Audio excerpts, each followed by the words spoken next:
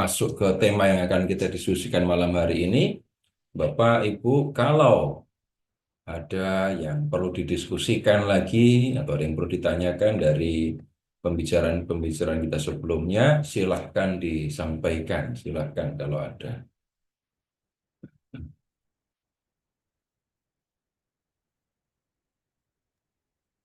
Nggak ada?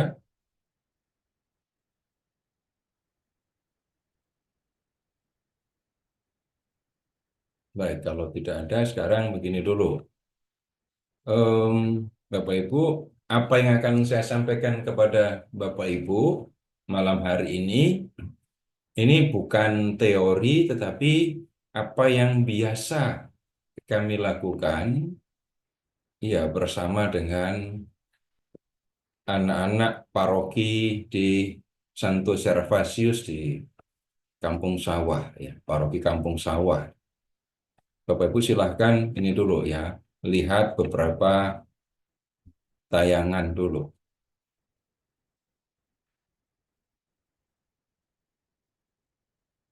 Bisa tampak di layar? Ya, bisa. Bisa, Pak. Bisa. Ini anak-anak yang setiap malam minggu itu berkumpul untuk belajar Alkitab. Tetapi sebelum belajar Alkitab, sebelum diskusi, nah, seperti ini yang kami lakukan. Ini sedang, ini jadi pertama-tama berkumpul bersama untuk meditasi, untuk kami menyebutnya doa Yesus ya. Kemudian kalau sudah belajar kayak gini, ini anak-anak kelas 4, ini anak kelas 4. Ini yang ini sudah kelas 7. Ini kalau mereka sedang menulis begini. Belajar untuk menjelaskan, belajar untuk mengungkapkan apa yang dipahami dari pembicaraan mengenai Alkitab. Nanti prosedur urutannya nanti bisa didiskusikan kalau diperlukan. Lalu hal yang penting untuk dilakukan di sini adalah juga membuat atau menyusun doa berdasarkan firman yang didiskusikan. Ini kalau ini anak kelas 7 ini SMP. Oh, jangan, ini enggak usah. Ini kadang kami belajarnya di ini outdoor, tergantung ruangan mana yang kosong. Kalau nggak ada yang kosong, nah ini satu kelompok juga bisa pindah atau belajar ini tempat di depan pastoran. Ini kalau sedang meditasi, seperti ini suasananya. Ini kelas kelas 4-nya nambah jumlahnya. Ini Pak Ferry sedang ada di antara anak-anak ini.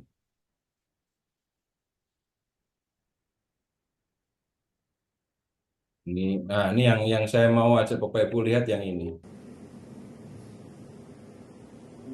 Nggak ada suara ya, nggak ada suara, hanya tayangan saja, video ketika mereka sedang meditasi seperti ini.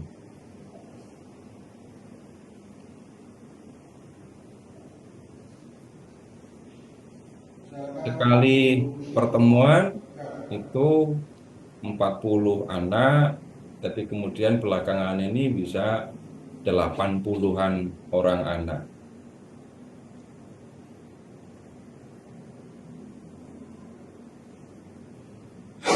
Anak yang sudah terbiasa atau sudah berulang kali mengikuti, nanti akan ketahuan ketika sedang bermeditasi seperti ini.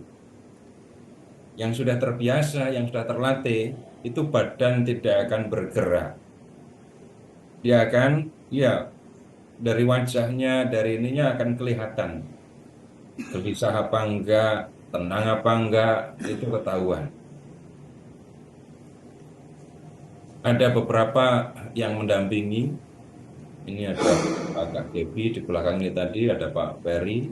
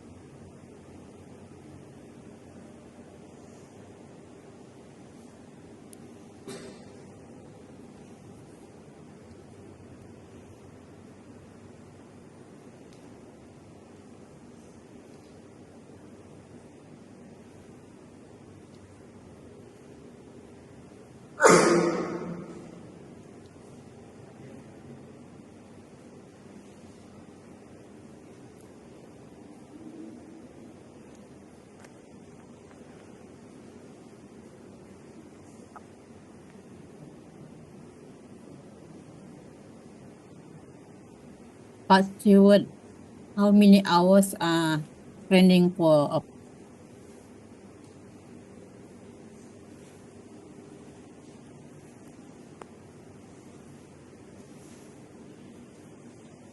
Nah, cukup.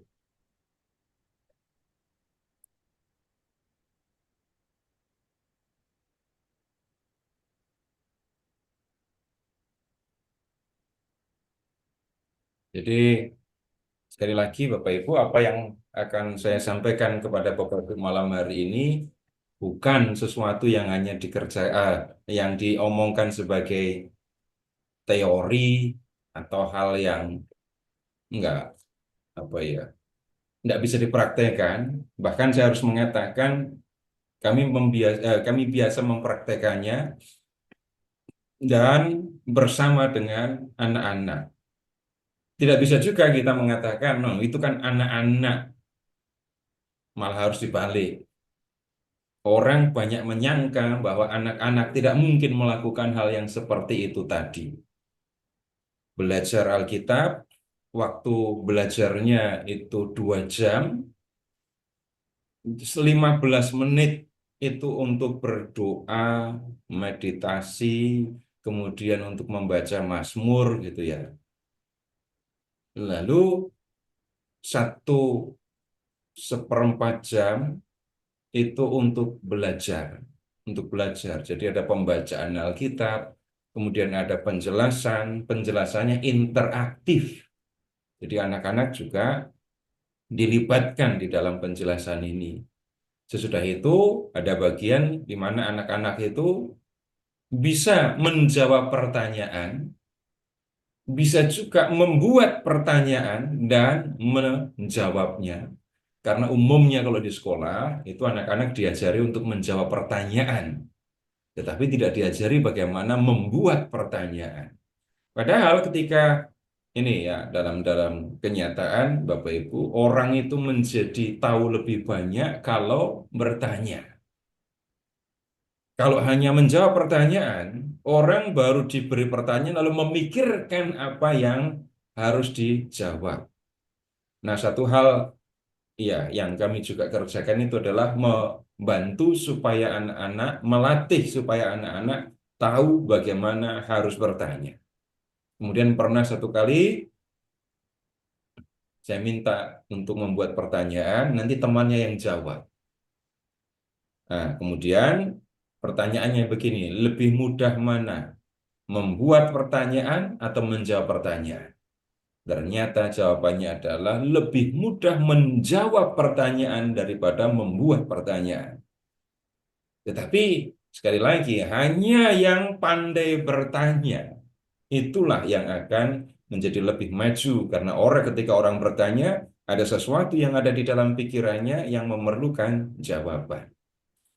Kemudian habis itu di aula tempat kami belajar itulah kami juga bersosialisasi. Anak-anak umumnya kalau sudah ikut belajar nggak akan tertarik untuk bermain atau membuka handphone. Apalagi yang anak laki-laki. Kenapa? Di aula itu kami bermain. Nanti kalau sudah 8:30 akan ketemu dengan anak-anak yang di dalam aula ya. Lari-lari, main bola. Yang penting adalah mereka saling mengenal, bersosialisasi. Nah, kemudian acara selesai jam 9. Nah, baik Bapak Ibu, malam hari ini kita akan belajar, sebutannya bisa bermacam-macam. Kalau orang mendengar kata meditasi, itu sebenarnya apa yang dipikirkan. Itu ternyata isinya beda-beda. Tetapi pada prinsipnya ketika orang bermeditasi, orang diam, tidak berbicara. Tetapi apa yang dilakukan orang ketika dia diam, itu berbeda-beda. Misalnya begini, orang bisa diam, tidak berbicara, mata terpejam, tapi pikiran sangat aktif, membayangkan, imajinasi ya, berimajinasi itu kan aktif. Kemudian memikirkan makna dari ucapan Yesus misalnya. Itu pikiran aktif. Badannya tenang, mulutnya tenang, tapi pikiran aktif. Kemudian aktif juga ketika harus misalnya dalam meditasi, orang bahkan diajak menggunakan panca indera. Diajak untuk membayangkan bahu kandang ketika Tuhan Yesus lahir. Nah, itu kalau bicara tentang meditasi, ini luas sekali. Tetapi kemudian saya menyempitkan, Bapak Ibu, kita belajar tentang doa batin. Ya, doa batin. Doa batin itu yang dimaksudkan doa yang menggunakan hati. Jadi mulut tidak aktif, pikiran juga tidak aktif. Tetapi yang aktif itu adalah hati. Nah, ini yang kita perlu perhatikan, kita perlu latihan ya. Berdoa dengan menggunakan hati. Jadi hati yang aktif. Bukan pikiran yang membayangkan, bukan pikiran yang berusaha untuk memahami, pikiran tenang saja, tetapi hati yang aktif. Hati yang aktif itu yang seperti apa? Di pertemuan lalu saya mengajak Bapak Ibu untuk mengingat ketika kita sedang mengalami rasa kangen itu. Orang bisa menjadi tidak tenang ketika sedang kangen. Kangen dengan seseorang yang dikasihi, itu akan membuat pikiran bisa jadi membayangkan. Tapi yang jauh lebih kuat itu adalah hati yang dalam tanda kutip tidak tenang. Itu kan ya. Kalau orang kangen itu kan begitu tuh. Hatinya rasanya nggak nyaman, nggak tenang. Tapi saya melihatnya dari sisi yang positif, hati yang aktif. Kemudian begini, kalau orang berbicara tentang buah dari doa, buah dari doa. Ini orang bisa berpikir dengan macam-macam cara, orang juga bisa menilai dengan macam-macam cara. Kalau pernah mengalami jengkel kepada Tuhan, marah kepada Tuhan, kemudian sampai kemudian nggak mau berdoa lagi, jangan-jangan yang dipikirkan sebagai buah dari doa-doa itu adalah ketika Tuhan memenuhi apa yang saya minta. Kalau Tuhan tidak memenuhi apa yang saya minta, berarti Tuhan tidak mendengarkan saya. Lebih lanjut, itu bisa berarti doa saya tidak ada buahnya. Doa saya tidak ada hasilnya. Kemudian orang juga bisa menilai kalau bicara tentang buah dari meditasi gitu ya. Maka kemudian doa yang menggunakan pikiran yang saya maksudkan. Meditasi menggunakan pikiran. Maka buah yang dihasilkan itu dibayangkan ya ide, pemahaman yang muncul yang didapatkan ketika sedang berdoa. Nah, kadang kalau nggak hati-hati memang beda sedikit antara meditasi dengan melamun gitu ya. Orang bisa melamun lalu punya ide macam-macam. Nah, itu kerjaan saya kalau itu. Karena begini, ketika orang bermeditasi menggunakan pikiran, dengan kemudian saya merenung untuk memikirkan sesuatu, usaha untuk memahami sesuatu, nanti gejalanya sama, hasilnya juga bisa jadi akan sama. Tapi kemudian kita coba lihat buah dari doa yang lebih luas dan jauh lebih penting daripada pengabulan doa, daripada ide-ide yang cemerlang yang didapatkan dari berpikir atau bermeditasi menggunakan pikiran. Apa itu? Bapak Ibu sekarang silahkan membuka lebih dulu Injil Yohanes bab 15. Injil Yohanes bab 15.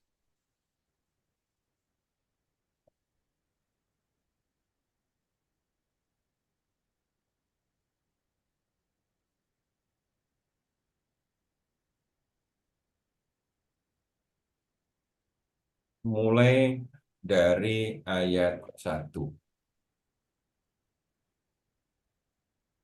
Ketika membaca teks ini, Bapak Ibu, kita memang harus membayangkan imajinasi, ya.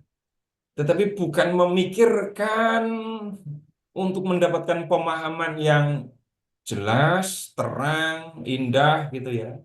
Tapi kita harus lebih banyak menggunakan hati ketika membaca teks ini. Akulah pokok anggur yang benar, dan Bapakulah tukang kebunnya. Setiap carang padaku yang tidak berbuah, dipotongnya. Dan setiap carang yang berbuah, dibersihkannya. Supaya ia lebih banyak berbuah. Kamu memang sudah bersih karena firman yang telah kukatakan kepadamu. Tinggallah di dalam aku, dan aku di dalam kamu. Sama seperti carang tidak dapat berbuah dari dirinya sendiri, kalau ia tidak tinggal pada pokok anggur, demikian juga kamu tidak berbuah, jikalau kamu tidak tinggal di dalam aku. Akulah pokok anggur dan kamulah carang-carangnya. Siapa yang tinggal di dalam aku dan aku di dalam dia, ia berbuah banyak. Sebab di luar aku, kamu tidak dapat berbuat apa-apa. Siapa yang tidak tinggal di dalam aku, ia dibuang keluar seperti ranting dan menjadi kering, kemudian dikumpulkan orang dan dicampakkan ke dalam api, lalu dibakar. Jikalau kamu tinggal di dalam aku dan firmanku tinggal di dalam kamu, mintalah maka akan diberikan kepada. Dalam hal inilah Bapakku dimuliakan, bahwa kamu berbuah banyak dan menunjukkan kamu adalah murid-muridku. Nah, Bapak Ibu, perikop ini kan salah satu perikop yang bisa dikatakan paling terkenal dari ajaran Tuhan Yesus. Kamu pokok anggur, aku pokok anggur, kamu rantingnya, Bapakku tukang kebunnya. Nah, kemudian silahkan memperhatikan hal yang diulang. Tinggallah dalam aku, dan aku di dalam kamu. Akulah pokok anggur dan kamulah carang-carangnya. Siapa yang tinggal dalam aku dan aku di dalam dia, ia berbuah banyak. Sebab di luar aku, kamu tidak dapat berbuat apa-apa. Siapa tinggal dalam aku dan aku dalam dia. Terus ulang lagi di ayat 6. Siapa tidak tinggal dalam aku, ia dibuang keluar seperti ranting dan menjadi kering. Kemudian dikumpulkan orang dan dicampakkan ke dalam api. Di ayat 7. Jikalau kamu tinggal dalam aku dan firmanku tinggal di dalam kamu. Nah, bagaimana mengalami, merasakan tinggal di dalam Yesus? Sekarang, Bapak Ibu, perumpamaannya kalau dibilang sederhana, jelas sederhana sekali. Ada pokok anggur, kemudian ada ranting. Buah anggur muncul di ranting-ranting. Yesus mengumpamakan dirinya sebagai pokok anggur, dan murid-muridnya itu adalah ranting-rantingnya. Nah, ranting yang bersatu dengan pokok anggur akan menghasilkan buah. Ranting yang terpisah dari pokok anggur nggak akan menghasilkan buah. Nah, Bapak Ibu, begini dalam praktek, dalam kenyataan, tidak ada ranting yang memisahkan diri dari pokok. Malah yang kita temukan ada ranting yang bersatu dengan pokok tapi nggak berbuah. Iya, ada. Itu kalau di dalam pohon anggur yang sebenarnya. Tapi Yesus menggunakan ya pokok anggur sebagai perumpamaan. Dia pokok anggur, murid-murid ranting-rantingnya. Nah, ranting bersatu dengan pokok anggur dan menerima aliran kehidupan dari pokok anggur. Dan dari situlah kemudian akan keluar buah. Nah, bagaimana merasakan menjadi ranting yang bersatu dengan pokok anggur. Nah, Tuhan Yesus tadi yang tidak dengan perumpamaan ya mengatakan, kamu tinggal di dalam aku. Kamu tinggal di dalam firman-Ku. Bagaimana rasanya bersatu dengan Yesus atau tinggal di dalam Yesus? Kita tidak mungkin memahami ini secara fisik. Tidak mungkin memahaminya secara harafiah. Maksudnya, kalau aku ada di dalam Yesus, tinggallah dalam aku ada di dalam Yesus, kemudian muridnya itu kan banyak sekali. Kalau semuanya tinggal di dalam Yesus secara fisik gitu ya, berarti Yesusnya gede banget dong. Nah, sekarang begini, bukan seperti itu memahaminya. Sekarang begini, ini beda lagi nanti urusannya dengan orang kesurupan ya. Nanti jangan-jangan dibilangnya roh Yesus masuk ke dalam diri saya, lalu saya jadi seperti orang lain, seperti Yesus. Bukan itu juga yang dimaksudkan.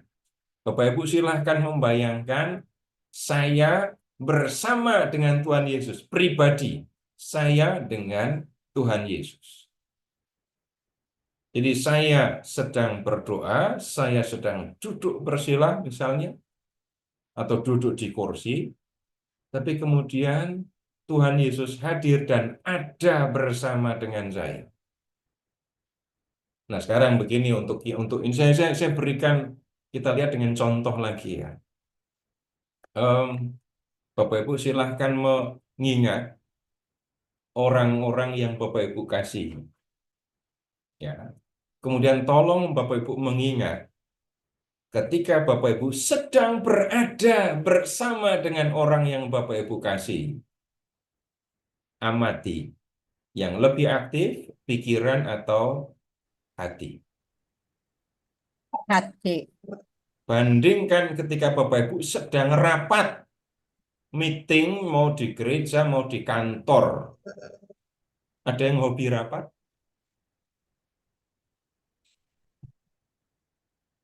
Sekarang amati ketika Bapak Ibu sedang rapat. Ya, ada yang rapat tapi wajahnya itu ceria dari awal rapat sampai akhir, pasti luar biasa. Ya. Wah, perhatikan wajah ketika sedang rapat.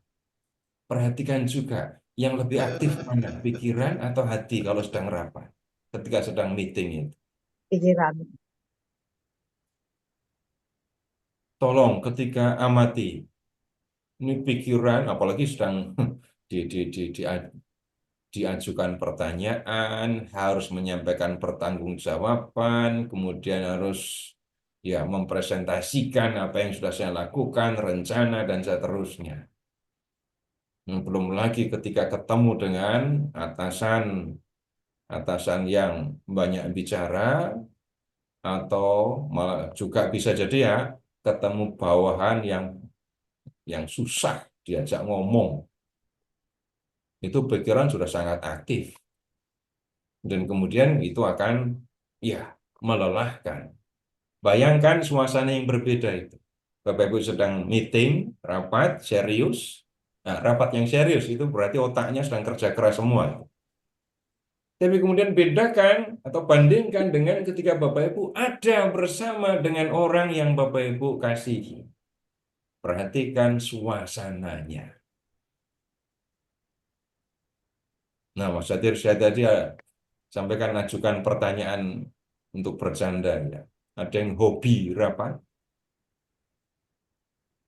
Itu pasti sekali lagi orang yang istimewa. Kemudian berikutnya, tolong Bapak Ibu amati. ketika Bapak Ibu sedang berada bersama dengan orang-orang yang Bapak Ibu kasihi. Perhatikan waktu itu berjalan cepat atau lambat. Bandingkan ketika sedang rapat itu. Bagaimana rasanya perjalanan waktu. Kemudian sekarang begini, ketika kita sedang ini ada bersama dengan Tuhan Yesus, kita pasti tidak sedang rapat. Memang pernah rapat dengan Tuhan Yesus? Untuk kalimat kayak gini aja baru malam ini saya ucapkan. Pernah nggak rapat bersama dengan Tuhan Yesus? Nggak akan. That's Belum pernah itu dilakukan.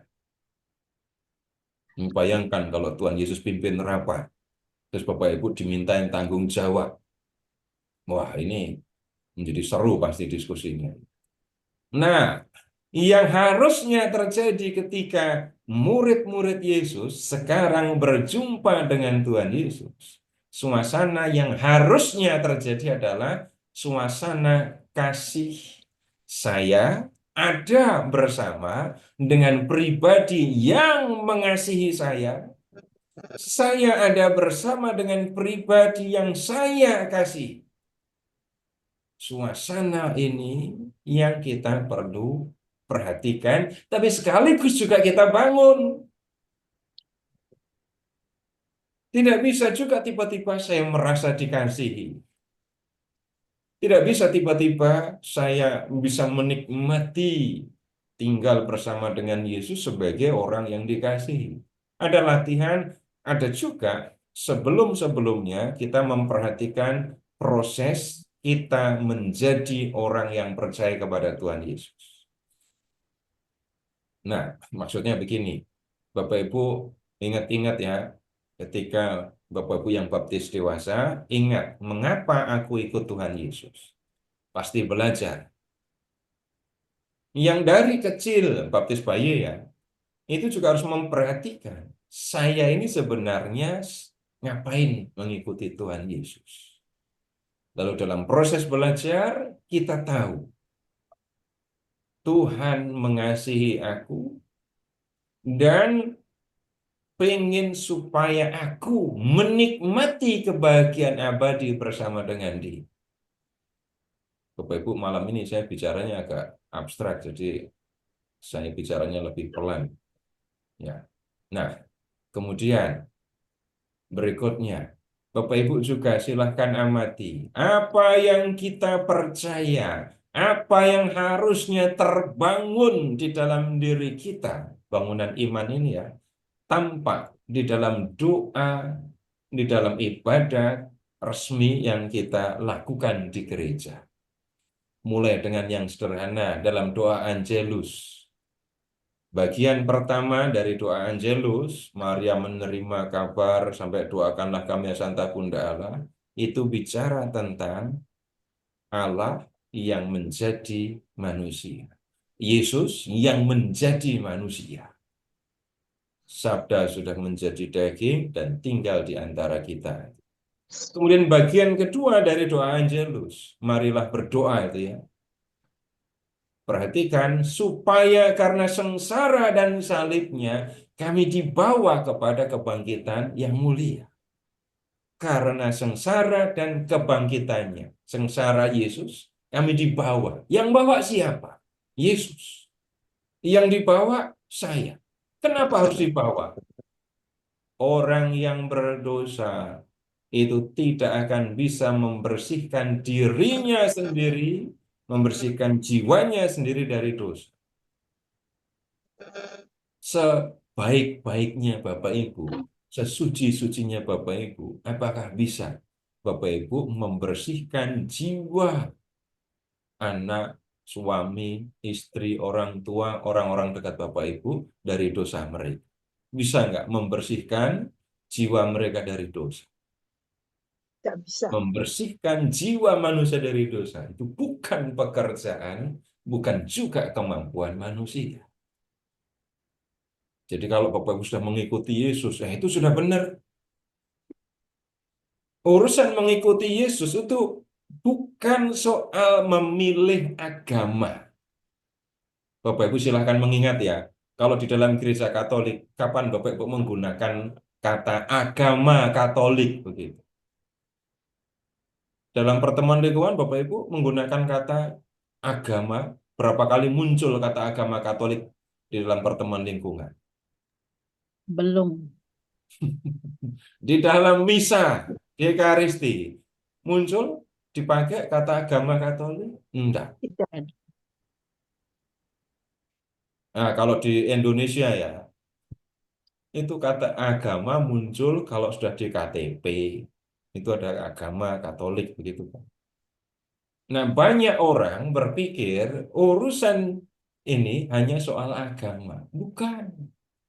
Bapak Ibu amati, kita lebih sering menggunakan saya mengikuti Yesus di dalam gereja Katolik.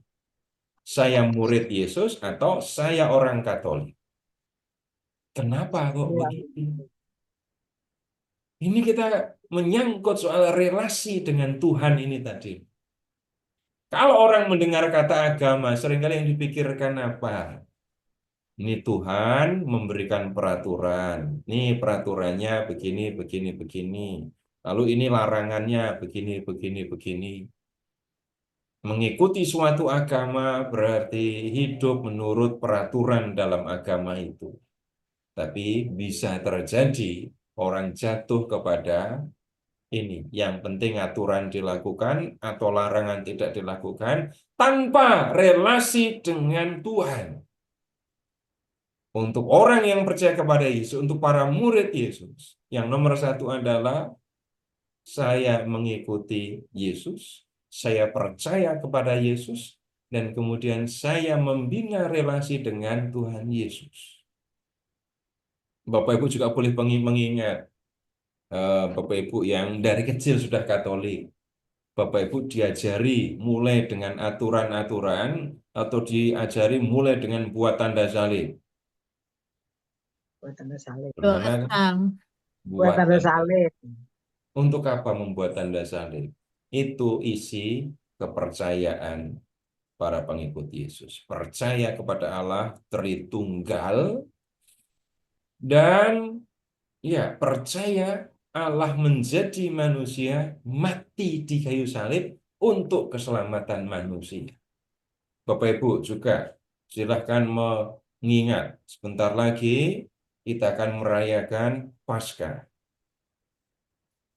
Satu-satunya ini ya, peristiwa kematian yang dikenangkan, peristiwa kematian yang dikenangkan itu hanya kematian Yesus. Misalnya, maksudnya begini loh, Bapak Ibu pernah ikut doa arwah kan? Mendoakan Ada. orang meninggal. Tolong ingat-ingat ketika mendoakan orang yang meninggal, misalnya orangnya waktu itu meninggal karena kecelakaan.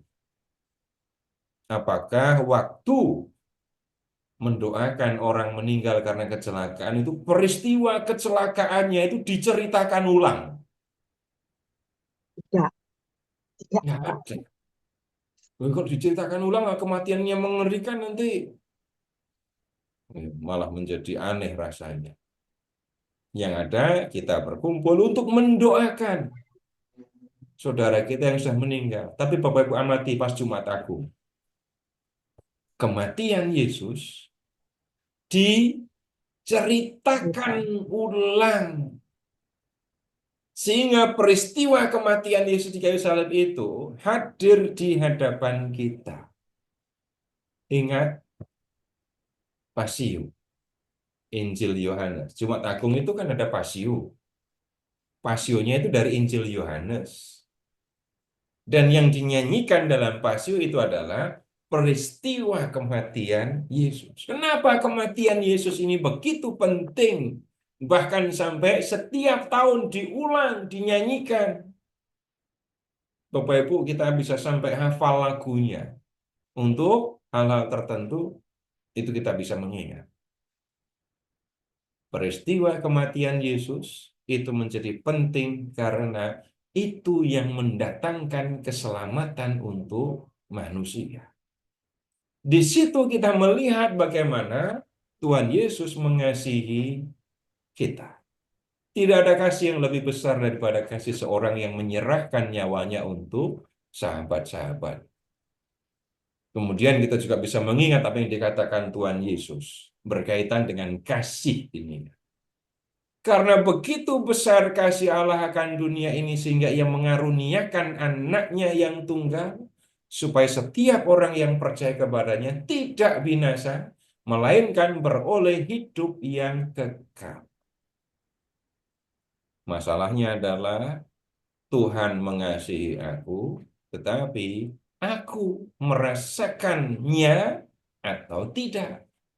Sekarang begini, Bapak Ibu pernah ngalami enggak? Bapak Ibu mengasihi seseorang, entah ya anggota keluarga, itu ya, atau menjelang berkeluarga, saya mengasihi seseorang. Tapi yang saya kasih itu nggak ngerti kalau saya kasih. Orang yang saya kasih itu nggak ngerasa kalau saya kasih. Pertanyaannya, gimana rasanya? Mengasihi seseorang, tapi yang dikasih nggak ngerasa kalau saya kasih. Boleh bicara, ini mic-nya boleh dinyalakan. Kita ngobrol dulu.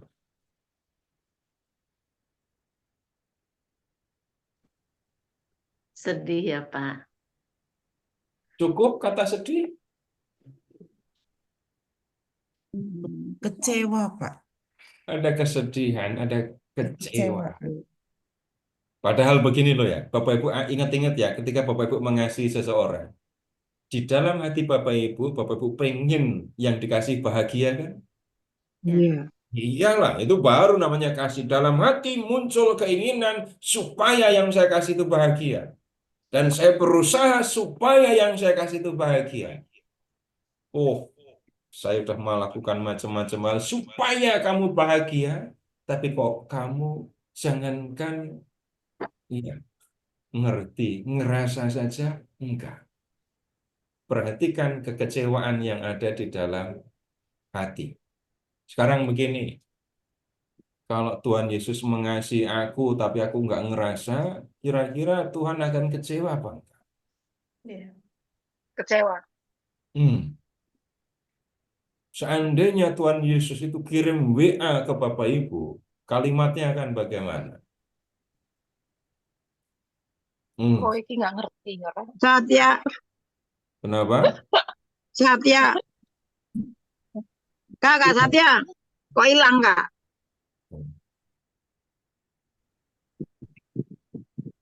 Kita memang nggak pernah menemukan ungkapan kekecewaan Tuhan Yesus ya.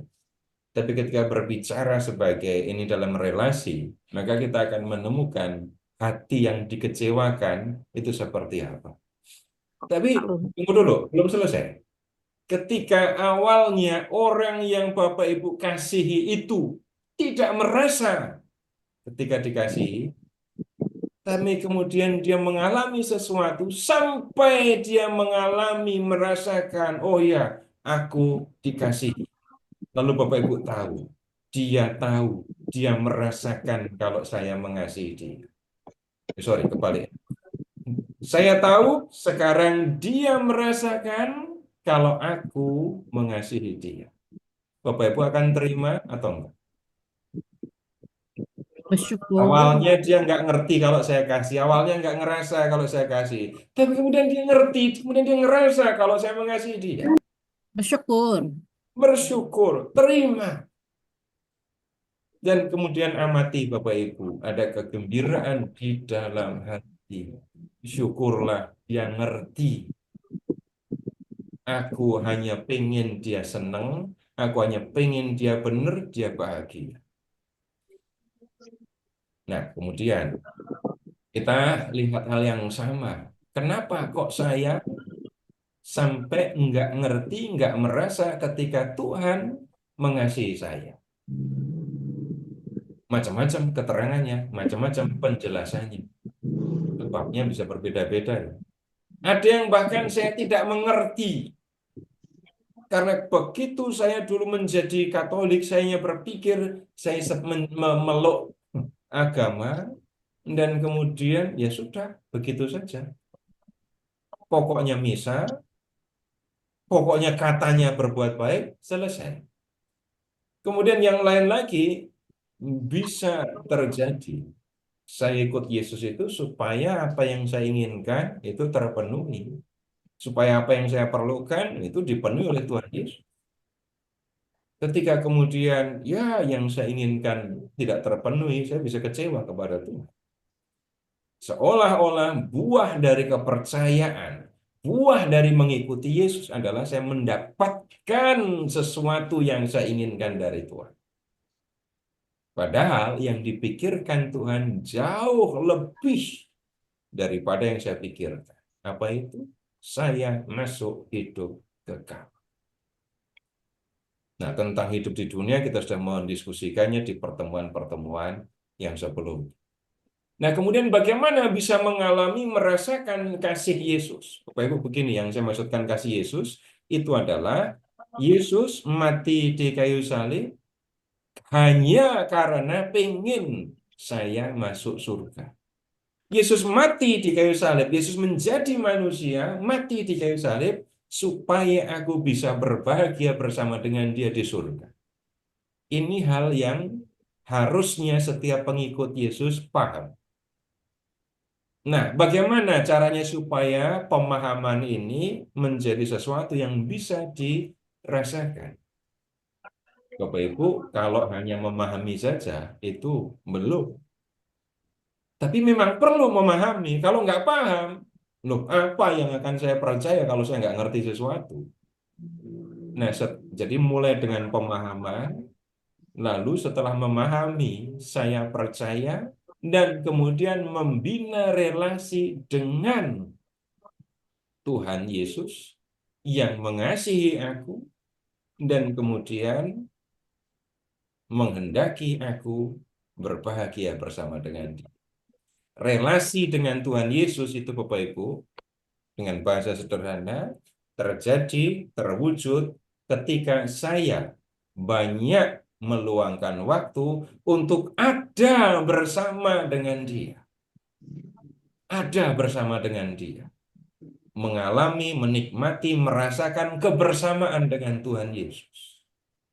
Bukan dengan memikirkan, bukan dengan mengucapkan banyak kata, tetapi dengan ada bersama. Dan ketika ada bersama dengan Tuhan Yesus, Bapak Ibu, kembali ke diskusi atau pembicaraan tentang ada bersama dengan orang yang saya kasih. Saya akan banyak Dia, saya akan merasakan apa yang kebersamaan dengan Tuhan itu. Menikmati bagaimana Tuhan ada bersama saya, ya. Kemudian yang akan muncul, yang akan lahir atau datang dari situ adalah rasa gembira karena saya ada bersama dengan Tuhan. Nah, kemudian sekarang bagaimana itu dilakukan? Doa batin, itu jawaban.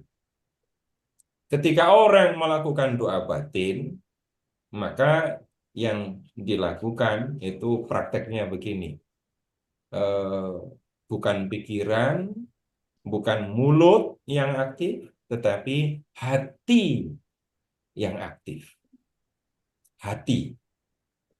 Nah, bagaimana melatih hati supaya aktif? Bapak Ibu begini, ada yang bisa membantu kita, suasana. Jadi begini maksudnya, Bapak Ibu mengambil atau pilih tempat yang tenang, tempat yang sepi.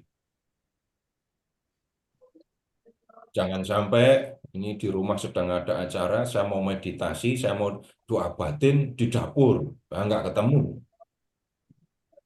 Kalau di rumah sedang ramai, banyak tamu, terus Bapak Ibu pamit, maaf ya, saya mau doa batin dulu. Nah, itu juga suasana yang tidak nyaman. Ada waktu di mana kita bisa menyendiri. Suasana sudah lebih tenang, saya sudah nggak sibuk dengan banyak hal lagi, tapi saya itu bisa ya meluangkan waktu untuk duduk tenang.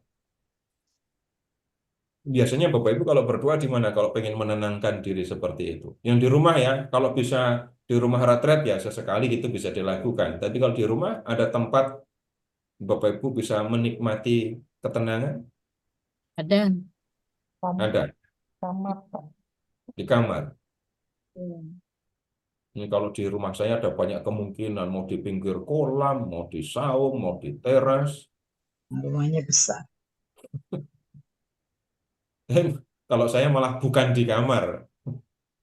Kalau di kamar hanya doa biasa, tapi kalau memang mau meditasi, mau tenang sekali, ada banyak tempat di rumah saya untuk keperluan pribadi. Nah, Bapak Ibu punya tempat-tempat tertentu, bahkan ada yang punya kapel sendiri di rumah gitu ya. Ada ruang doa khusus, bisa jadi. Nah, kemudian kalau tempat itu tempat yang khusus, Bapak Ibu siapkan salib. Salib ya dengan lilin bersebelahan. Biasa saja kan? Mana ada orang Katolik nggak punya salib duduk, salib meja? Ada. Nah, pasti punya salib meja toh. Ada. Lilin Ada, Pak. pasti punya lilin juga. Lilin tidak ada, takut terbakar. Jadi salib dengan 2 lilin. Kemudian Bapak Ibu tinggal ini duduk bersila menghadap salib. Lihat aja salibnya terus. Pandangi salib dulu untuk tahap awal ya. Pandang salib dulu. Ketika Bapak Ibu memandang salib, apakah akan berpikir ini salibnya kenapa bentuknya kayak gini ya? Apa nggak mungkin ada model salib yang lain? Ya bukan begitu cara memandang salib. Atau malah mengingat-ingat. Oh, ini salib ini saya dulu beli waktu pergi ke pertapaan di Rawoseneng. Waktu itu di sana ketemu sama Romo siapa. Nah, itu ngelamun kalau begitu namanya. Hanya memandang salib dan kemudian Bapak Ibu lihat berikutnya. Bukan pikiran yang akan aktif, tapi hati yang aktif. Nggak usah berpikir, ini bukan berpikir. Hanya memandang. Kalau berpikir itu kesempatan lain. Jadi ada banyak kemungkinan untuk meditasi, ya. Nah, yang ini adalah doa batin yang tidak melibatkan pikiran, tidak mengaktifkan pikiran. Pikiran ditenangkan. Cara menenangkan itu suasana. Salib, lilin, pandangi salib. Kemudian pelan-pelan Bapak Ibu ucapkan di dalam hati. Kalimat juga bisa berbeda-beda. Kalimat juga bisa berbeda-beda ya. Tetapi yang biasa kami lakukan kalau dengan anak-anak itu, ketika menarik nafas, mengatakan Tuhan Yesus Kristus. Ketika mengeluarkan nafas, mengatakan Rajaku dan Allah. Tuhan Yesus Kristus, Rajaku dan Allah. Dan Bapak Ibu, itu ucapannya, kalimatnya ya, ada di dalam Kita batin, boleh repeat. di dalam hati, di dalam batin. Tuhan Yesus Kristus, kemudian Oh, Tuhan Yesus Kristus, Rajaku dan Allahku. Jadi Bapak Ibu, anak-anak yang belajar Alkitab yang tadi saya tunjukkan videonya itu, semua pasti hafal kalimat itu. Dan kemudian itu diulang terus, Tuhan Yesus Kristus, Rajaku dan Allahku. Sampai kalimat itu menggema di dalam hati. Lama-kelamaan Bapak Ibu tidak akan mengingat, tidak perlu mengingat lagi. Tidak perlu mengingat lagi kalimat apa yang harus saya ucapkan. Karena kalimat itu ada di dalam batinku, ada di dalam hatiku. Nanti Bapak Ibu sudah nggak mikir lagi, cuma ngerasakan.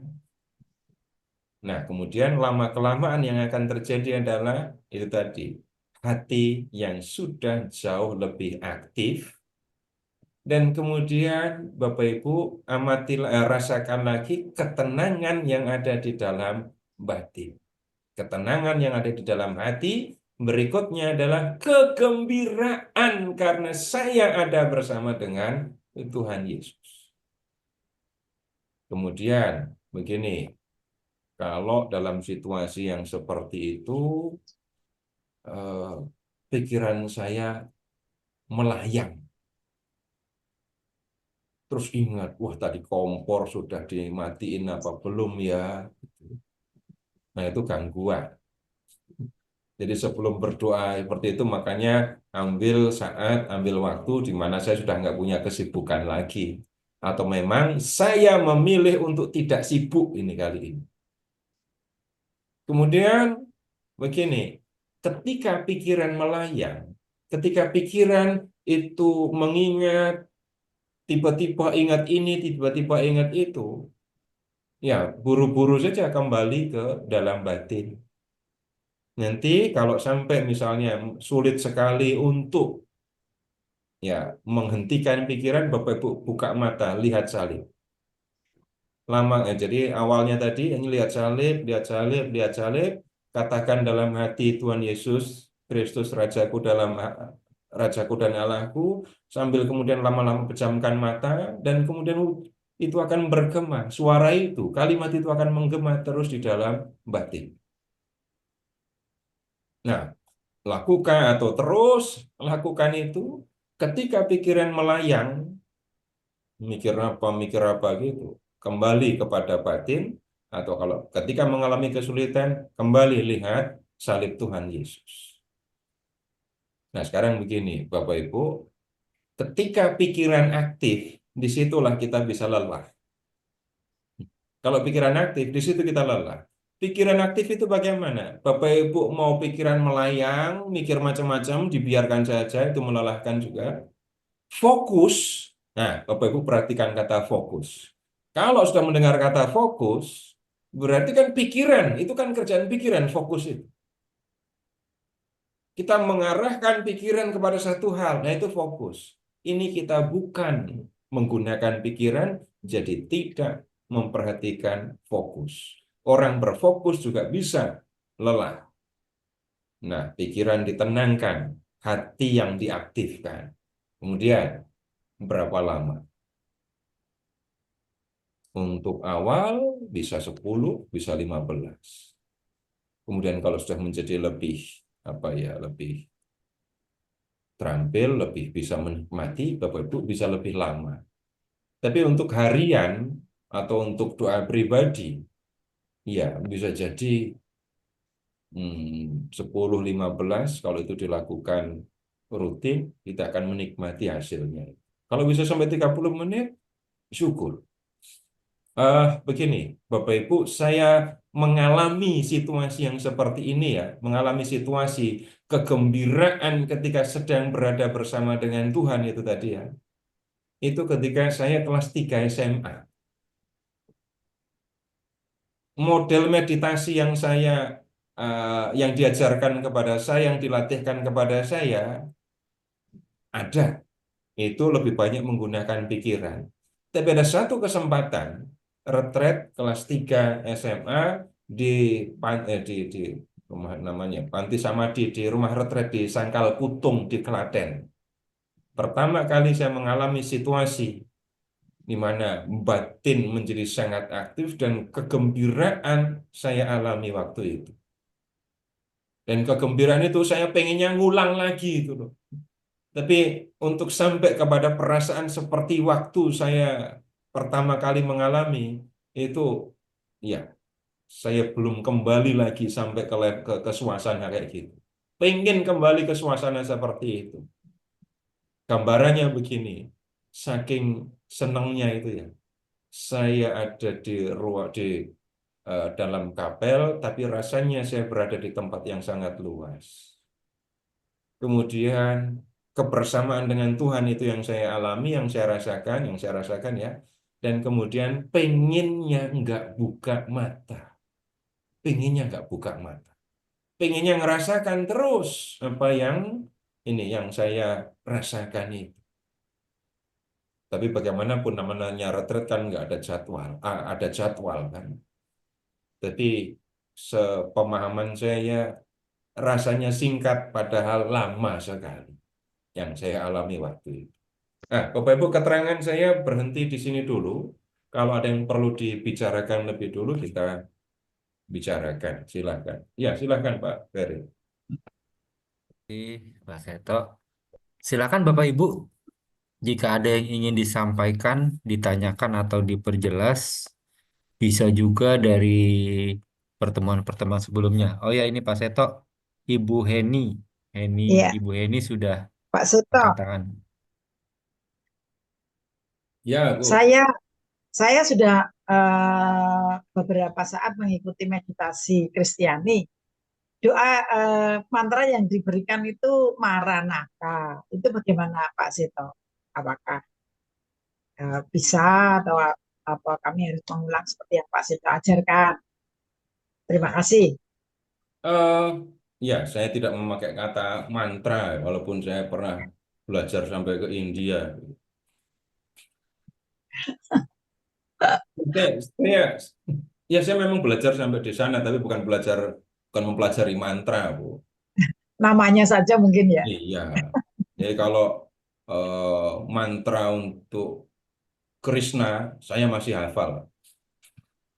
Karena saya dulu masuk ke kuil juga untuk tahu, pengen lihat gitu ya.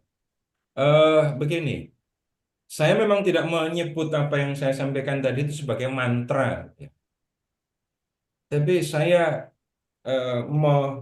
tidak menggunakan sebutan apa-apa sebenarnya. Tetapi apa yang diucapkan di dalam batin itu hal yang bisa dikatakan sangat mendasar karena begini, siapa Tuhan Yesus untuk saya? Itu kan jadi penting sekali.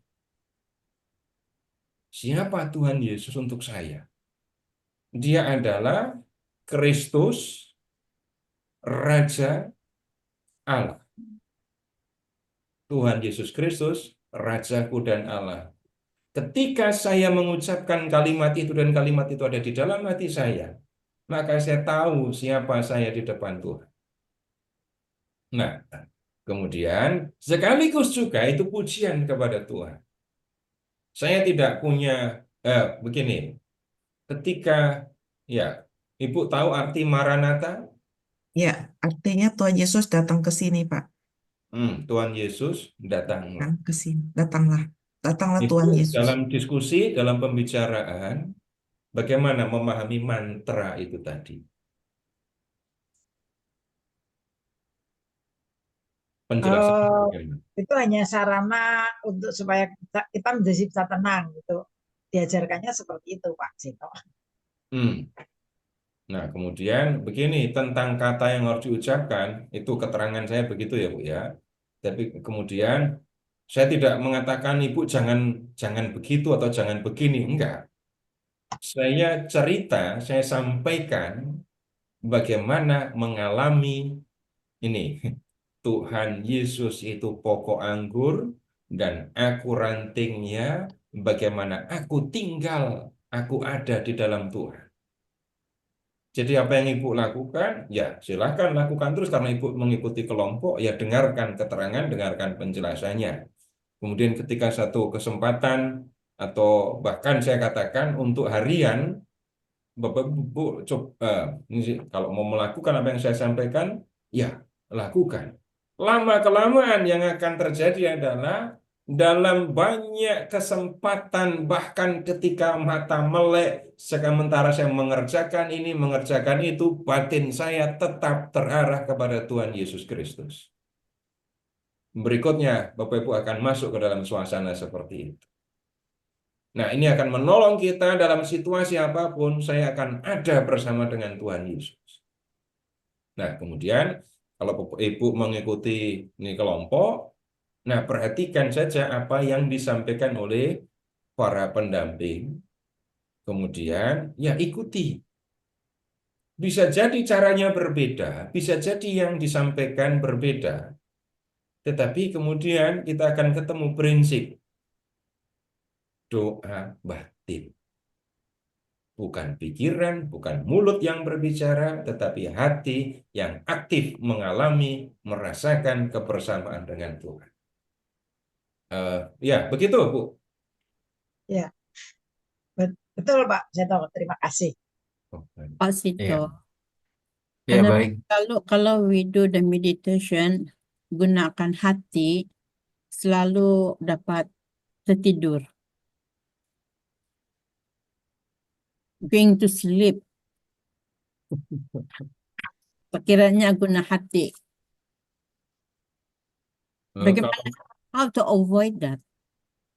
eh, memilih, jadi bagaimana menghindari supaya nggak ngantuk atau ketiduran, Untuk atau gimana? Doa batinnya di tempat tidur sambil berbaring. Jadi kalau tidur, terus tidur malah sampai pagi gitu ya. Itu juga bisa dilakukan karena dalam situasi seperti itu kan pikiran jadi tenang. Tidur, tidur, nyaman tidurnya. Ya, daripada, bukan daripada. Karena banyak orang sekarang itu tidur sambil memeluk handphone kan. Kemudian yang lain lagi tidur, tetapi handphone masih bunyi terus. Bapak Ibu, saya tidak tahu kalau dari sisi ini ya eh, kesehatan, urusan medis, ketika saya tertidur lalu musik atau debat atau apalagi itu masih ada suara-suara di sekitar kita, itu pikiran istirahat beneran apa enggak? Iya. Nah, itu jangan-jangan kalau bangun sudah tidur juga tidur ya nggak pikirannya dengar lelah. Bapak. Nah, Kalau kemudian sudah tidur ya sekarang, nggak dengar. kenapa Bu? Nah, kemudian sekarang begini, menghindari ngantuk. Bapak Ibu, coba ingat-ingat, apakah sepanjang waktu Bapak Ibu ngantuk? Tidak. Tidak. Jam-jam, waktu-waktu saya ngantuk itu jam berapa? Itu sudah ketahuan. Kita yang tahu, kita yang tahu. Jadi kalau ya fisik badan kita juga yang tahu. Memilih waktu kapan saya berdoa itu mempengaruhi. Kemudian begini yang berikutnya, eh, ngantuk itu bukan karena hati yang aktif. Jangan-jangan bukan karena hati yang aktif. Jangan-jangan karena pikiran lelah. Ketika kemudian saya menyebut tadi pikiran aktif karena konsentrasi atau karena pikiran yang melayang ke sana kemari. Jangan-jangan itu yang membuat ngantuk. It's not that. Kenapa? Selepas examine kan, and then after that doing the meditation. After Nah, meditation, after the half of the meditation, I'm going to sleep. Sudah sedar tertidur. nah, kemudian yang berikutnya. Nih, lakukan dulu, Ibu coba dulu. Memperhatikan dengan lakukan yang saya sampaikan ini tadi. Kemudian, perhatikan waktu. 10 menit, 15 menit, 20 menit, setengah jam. Kemampuan fisik kita akan seberapa dulu? Kalau 10 menit sudah mengantuk, nah tunggu dulu, beneran 10 menit mengantuk? Belum lah, kalau hanya baru 10 menit, belum akan mengantuk. Kecuali Bapak Ibu sedang kelelahan. Gitu.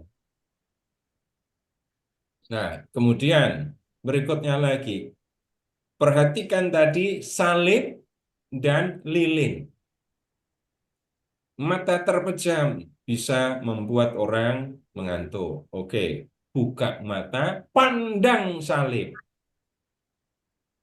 Itu juga bisa membantu supaya ini ya, kita tetap terjaga, tidak mengantuk.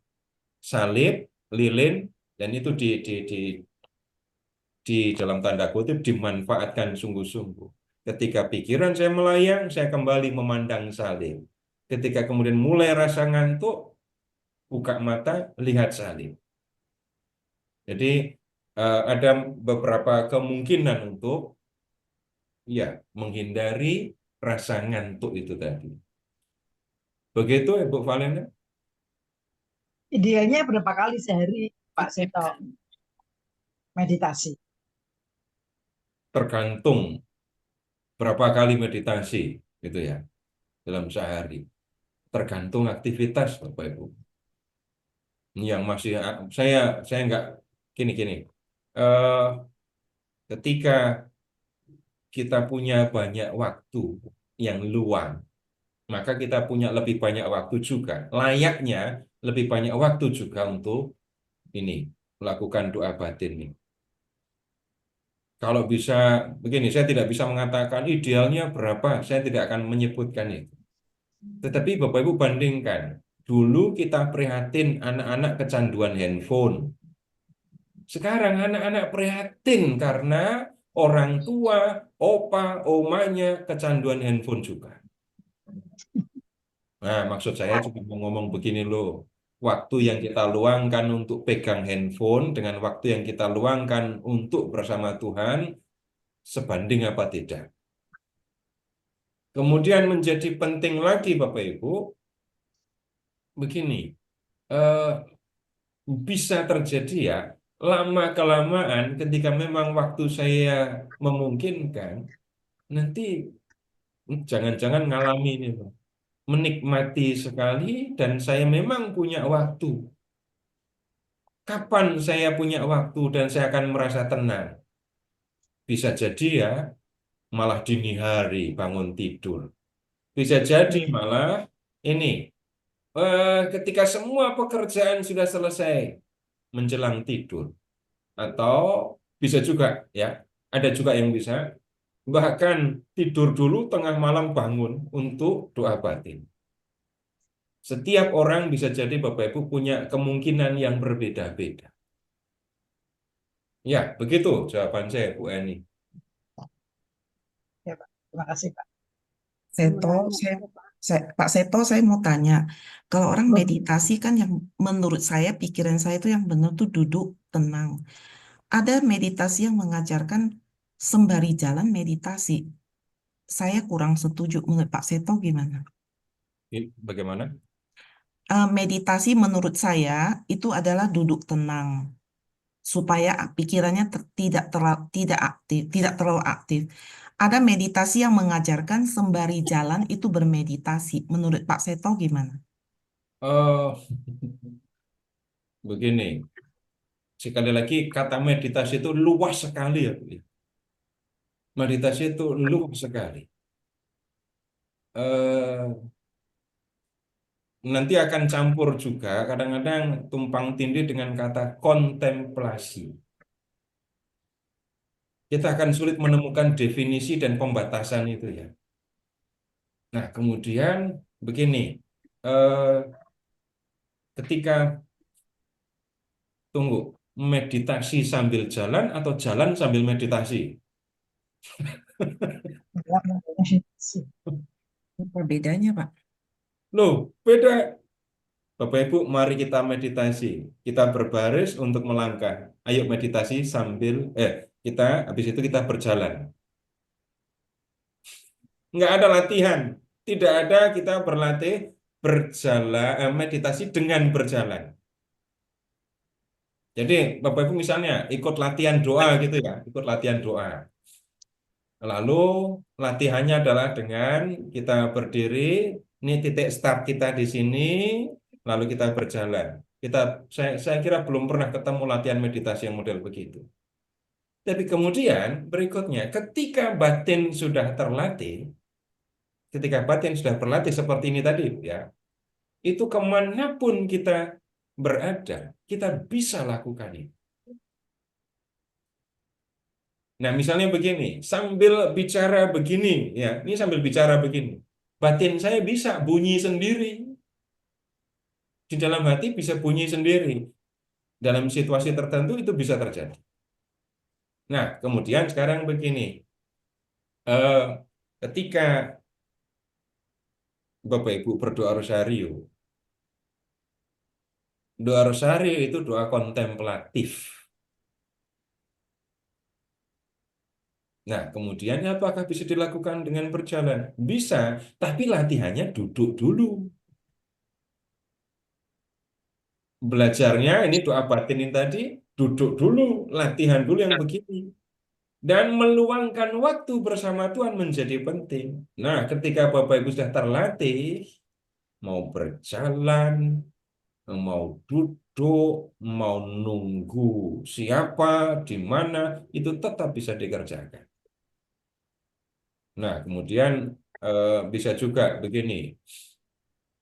Ini bukan teknik menghindari rasa marah ya.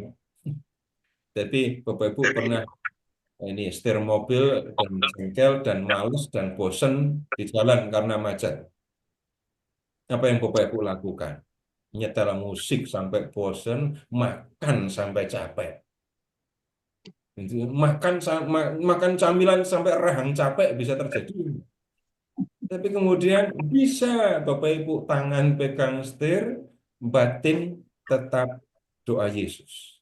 Doa batin, doa Yesus ini. Itu bisa dikerjakan. Tapi balik lagi, mulainya dengan duduk dan meluangkan waktu. Ya, begitu Bu Lisa ya. Ya, Pak Seto ada satu lagi. Apa bedanya meditasi sama kontemplasi? Ya. Ini Bapak Ibu yang saya katakan, ini penjelasan atau istilahnya ini tumpang tindih. Nah, kemudian membedakannya tidak begini aja ya, supaya nanti akan ketemu orang lain yang berbicara dengan cara berbeda ya.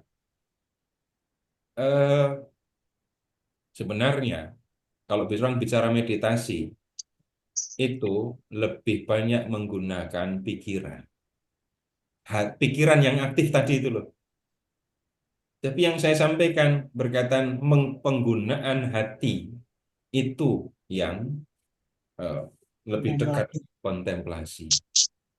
Sekarang begini, contoh untuk kontemplasi itu juga luas sekali ya.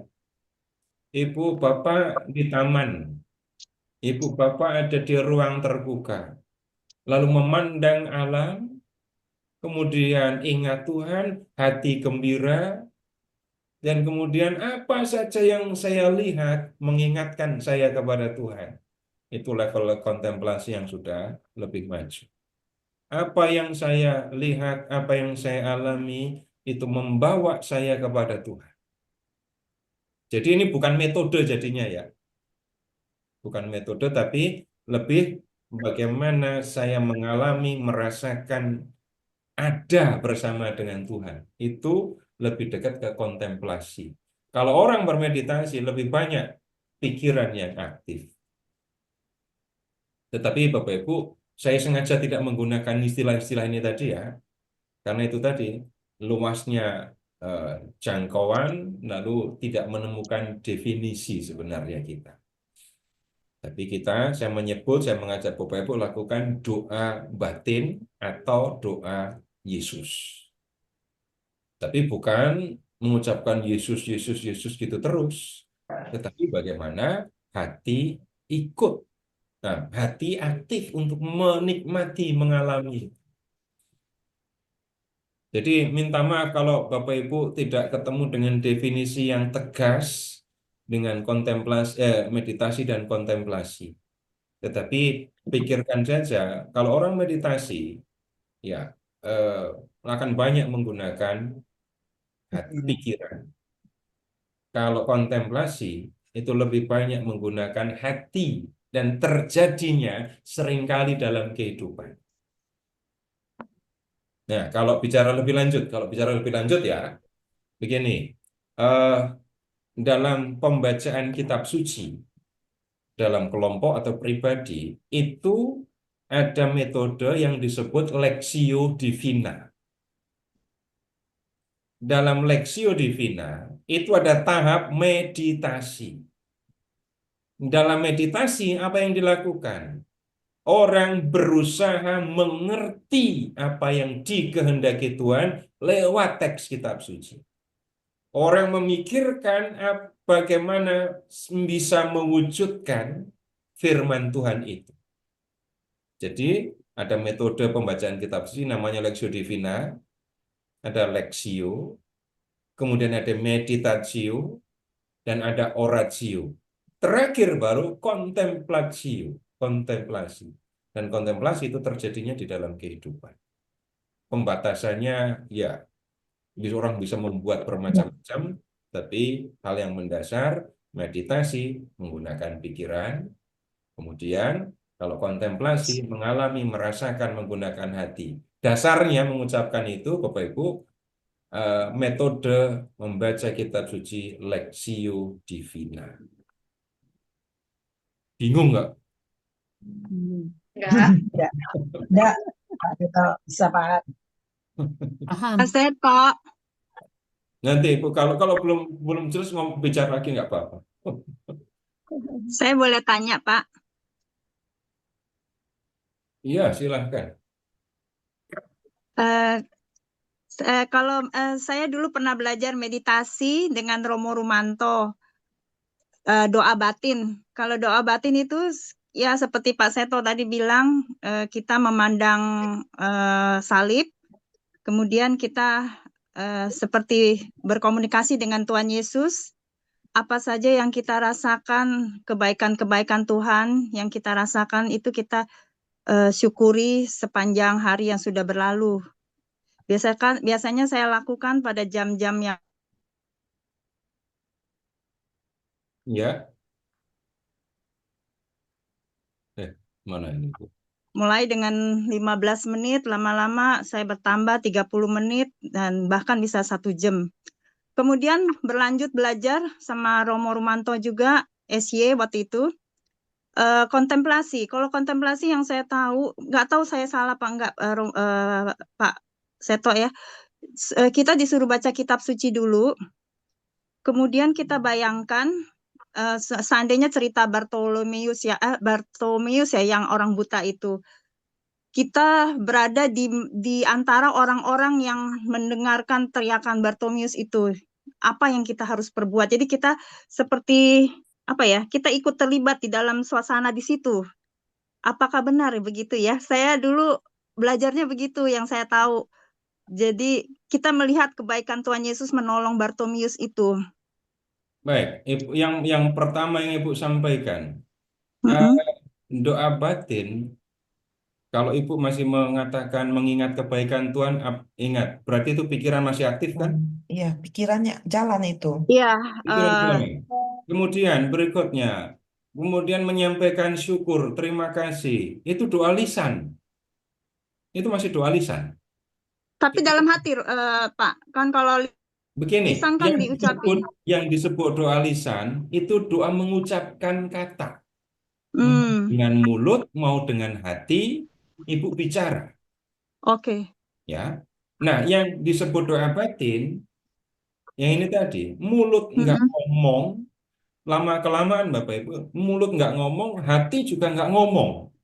Kalau Ibu tadi, Tuhan Yesus Kristus Rajaku dan Allahku, itu kalimat yang diucapkan bukan dalam rangka untuk meminta, bukan dalam rangka untuk memuji, bukan dalam rangka bersyukur, tapi dalam rangka mengalami, merasakan kebersamaan dengan Tuhan.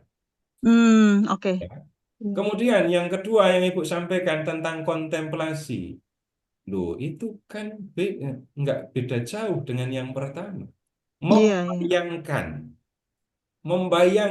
pikiran aktif. Seandainya aku ada bersama, aku jadi Bartimius, mikirnya lebih keras itu. Berpikirnya akan lebih keras. Nah, kemudian sekali lagi, Bapak Ibu kalau bicara lebih luas, gini, nanti boleh Bapak Ibu periksa, pelajari lagi metode membaca kitab suci Lectio Divina. Tahap pertama itu Lectio, membaca. Baca itu pakai mulut, iya baca pakai mulut, beneran pakai mulut. Berusaha mengerti apa yang ditulis. Lalu habis itu masuk ke tahap kedua, namanya meditatio. Apa yang dilakukan dalam meditatio? Saya memikirkan pesan Tuhan, saya memikirkan bagaimana pesan itu dilakukan dalam hidup saudara. Kemudian berikutnya, karena saya sudah mendapatkan pesan dari Tuhan, saya menanggapi dengan berdoa. Doanya lisan, doanya dengan kata-kata, tanggapan terhadap firman. Itu namanya oratio. Nah, 3 tahap ini, Lectio, meditatio, oratio, itu dalam pertemuan, dalam pembacaan kitab suci itu terjadinya. kontemplasi, kontemplatio itu terjadinya di dalam kehidupan. Loh, kok bisa di dalam kehidupan? Ya, sekarang begini. Ini kalau Bapak Ibu kita belajar tentang firman, mendengarkan firman Tuhan, sekarang begini, Bapak Ibu ingat-ingat sendiri ya, dalam kehidupan sehari-hari ketika kita rajin, ketika kita tekun mendengarkan firman, apakah Bapak Ibu pilihannya ya? A, ketika mau melakukan sesuatu saya mengingat firman Tuhan dan baru sesudah itu saya melakukan, atau B, dalam diri saya ada gerakan, ada dorongan untuk mengerjakan sesuatu. B, Yang baik tentu saja ya. Bapak Ibu lebih ngalami yang mana? Yang pertama atau yang kedua? B, kedua. B, yang B. Kedua. Itu kontemplasi. Firman yang kita dengarkan itu yang menuntun kita, yang mendorong kita untuk mengerjakan apa yang dikehendaki Tuhan. Nah, levelnya sudah berbeda, tetapi sebenarnya Bapak Ibu mengalami yang seperti ini. Coba Bapak Ibu lihat lebih lanjut ya. Dalam kehidupan yang nyata, dalam kehidupan sehari-hari, dalam apa yang Bapak Ibu lakukan, kapan saja Bapak Ibu bisa ingat akan Tuhan. Sekarang ya, saya nggak ngomongin dulu. Bapak Ibu bisa ketemu, cuma ngelihat pohon, Bapak Ibu senang terus ingat Tuhan. Bisa. Bagaimana itu? Kemurahan Tuhan terlihat dari semua makhluk hidup yang ada di depan mata kita. Ah, itu baru teori, gitu ya. Teori. Itu baru teori.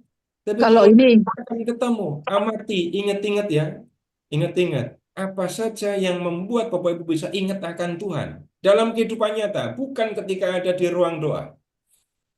ini Pak Seto, misalnya nih saya ke tempat-tempat indah atau tempat-tempat yang eh, apa ya, laut, gunung dan begitu megahnya ya, langsung misalnya saya teringat dan saya berterima kasih. Itu termasuk Nah, apa Pak Seto? itu kontemplasi. Oh, terima kasih. Memandang sesuatu, melihat sesuatu, saya ingat kepada Tuhan. Itu kontemplasi dan terjadinya di dalam kehidupan. Saya Iya, bicara sehari. kontemplasi bukan metode berdoa ya, tapi pengalaman akan Tuhan. Iya, Nggak mungkin Bapak Ibu belum pernah mengalami kehidupan yang kontemplatif. Kayak sakit yang parah kemudian bisa Dibantu sembuh. Tuhan. Itu kan bantuan Tuhan. Bisa Iya, ngerasa. cuman lebih enak melihat pemandangan terus ingat Tuhan Bu daripada sakit baru ingat Tuhan. Iya. All that time lah ingat Tuhan. ada Iya. lagi Pak Seto, kalau sedang pergi tempat tertentu, terus kita mampir di kapel atau di gereja dan bersama dengan teman-teman yang kondusif dan memang sama atau tiba-tiba ada yang nemenin pergi atau apa, saya juga berterima kasih lagi Pak Seto. Itu Nggak gimana? masalah tentang berterima kasih, tapi kemudian itu tadi itu masuk tetap kita berdoa ya. Tapi yang disebut kontemplasi, ya mengalami Tuhan, memandang, mengalami sesuatu, kemudian itu membawa saya kepada Tuhan. Iya, iya betul. Kalau pakai bahasa susah itu pengangkatan jiwa sampai kepada Tuhan itu kontemplasi. Tapi susah ngertinya kan? Cukuplah ini mengalami, melihat sesuatu di dalam kehidupan yang nyata lalu itu membuat saya ingat Tuhan. Pak Seto, Ya, ya, ya. seperti yang diajarkan satu Ignatius Loyola itu, finding God in all things itu, Pak Seto. Jadi menemukan Allah di segala hal, gitu. Apakah itu kontemplasi? Jadi dia Eh, melihat apa yang saya sampaikan ini Bapak Ibu sudah pahami atau belum? Tidak sepenuhnya. Tidak sepenuhnya. Yang mana yang belum dipahami? Karena begini nanti saya geser ke Ignatius Loyola, kemudian begini, harus belajar dulu, memperhatikan dulu ucapan Ignatius Loyola ini.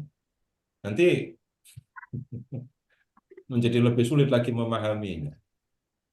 Jadi ada Dalam pelajaran praktek, ya, pelajaran finding God in all things itu, Pak maksudnya Seto. all things itu apa, Pak? Dalam segala hal. Jadi dia Segala melihat, hal itu apa? ya kalau dia melihat daun, nah, daun itu dibayangkan bahwa itu adalah Allah menciptakan daun yang bisa hidup seperti itu. Lihat pohon, pemandangan, melihat kucing atau apa saja lah. Karena Bahwa itu begitu mendengar kata segala sesuatu, Bapak akan berpikir ada yang negatif, ada yang positif enggak? Ada. sebenarnya Ada. Nah, jadi itu maksud saya. Itu makanya saya bilang keterangannya harus lebih panjang lagi. Tapi kemudian saya lebih suka untuk mengatakan, Bapak Ibu, perhatikan saja yang pernah Bapak Ibu alami, hal-hal apa yang pernah membuat Bapak Ibu mengingat Tuhan dan kemudian merasa senang, itu udah lebih gampang lagi tuh. Coba diperiksa. Jangan-jangan pernah ngalami atau saya lebih pasti pernah ngalami udah. Pernah, Pak Seto. Nanti akan ketemu dari yang sederhana sampai yang kecil. Yang sering Betul, kali, Pak Seto. yang berulang kali saya jadikan contoh ya. Saya tuh dulu tiap hari mengumpat. Saya dulu tiap hari mengumpat. Saya lama di Jawa Timur ya, saya lama di Malang. Jadi ngumpat itu udah harian gitu. Sampai kemudian ada anak kecil yang menanyakan arti dari ucapan saya. Nah, habis itu udah saya berhenti. Ketemu dengan anak kecil yang bertanya tentang itu artinya apa, gimana menjelaskan umpatan. Dan kemudian setelah mengalami itu, sudah saya berhenti mengumpat, kata-kata yang dulu saya ucapkan tiap hari nggak pernah lagi saya ucapkan. Ketemu dengan anak kecil yang kayak gitu. Tapi kemudian, ya itu hal yang penting, serius, nyatanya itu sampai mengubah kata yang keluar dari mulut saya. Bisa dibilang Tuhan hadir di anak itu ya, Pak Seto. Kita bisa, kalau enggak ya Tuhan menggunakan anak itu untuk mengingatkan saya. Kemudian ada banyak lah. Kemudian yang lain lagi. Sekarang begini, kalau saya tadi mengajak Bapak Ibu untuk melihat video tentang anak-anak yang belajar Alkitab yang saya tunjukkan tadi, eh, kami mengerjakan pekerjaan ini ya, itu dari tahun 10, sekarang tahun 24. 25, Pak. Terus sekarang udah 25 malahan ya. Sudah 15 tahun. Saya ini kalau saya tidak ketemu dengan Tuhan di dalam peristiwa-peristiwa itu, gimana saya bisa melakukan, gimana kami bisa mengerjakan pekerjaan ini. Kemudian, ya, memang saya nyebutnya pekerjaan, saya tidak menyebutnya sebagai pelayanan. Jadi pekerjaan ini kami lakukan begitu lama, bukan tidak ada tantangan, tapi terus kami mengerjakan. Kalau tidak bersama dengan Tuhan, kalau bukan untuk Tuhan, kalau tidak ditemenin Tuhan. Kemudian ada lagi pengalaman bersama dengan anak-anak. Ini kita masih ngomong kontemplasi ini tadi ya. Kemudian begini, ada banyak hal yang membuat kami kagum dengan ketika bertemu dengan anak-anak. Banyak orang tua nggak nyangka anaknya bisa membuat doa kayak gini. Anak membuat doa seperti ini. Banyak orang tua keheranan. Ternyata anakku bisa membuat doa. Lalu akan ketemu juga anak-anak yang, loh, ini anak ini kok bisa punya komitmen yang seperti ini. Jam 7 acaranya, jam 6 sudah cantik. Jam 6 sudah siap, sudah mandi, sudah dandan, gitu ya, sudah siap berangkat. Acara jam 7. Yang ngomong kayak gitu siapa? Orang tua. Ada masa-masa tertentu, biasanya ya, kelas 5, kelas 6, itu masa paling kuat untuk mereka belajar Alkitab. Loh, kalau kemudian melihat begitu, buat saya banyak anak yang belajar itu ya.